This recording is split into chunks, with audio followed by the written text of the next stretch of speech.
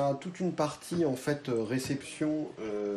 radio et une partie télécom. Donc on a pas mal de matériel en fait qui est ici, qui sert à la fois à émettre et à recevoir, et en même temps pouvoir gérer l'infrastructure radio. Et donc du coup en fait on a un certain nombre de postes, des postes radio en fait en HF et des postes radio en VHF UHF qui eux sont en capacité de pouvoir nous envoyer les informations ou en recevoir. Là typiquement en fait au niveau de l'installation on a un petit peu un échantillon de tout ce qu'il est possible de faire en termes de radio, de la partie HF pour pouvoir faire des émissions transcontinentales, donc des pays comme l'Europe, enfin des pays en Europe, les États-Unis en proche, des choses comme typiquement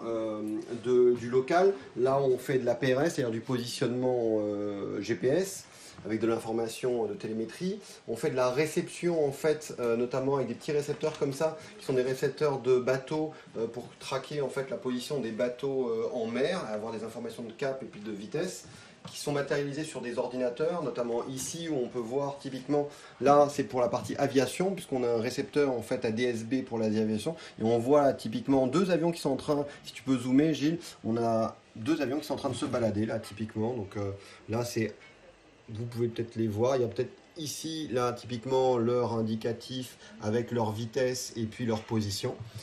Des choses qui sont très liées aussi à la partie interconnexion radio entre un portatif et puis d'autres réseaux radio comme on a pu le faire hier, notamment pour échanger avec des gens qui sont sur la France. On aura jeudi en fait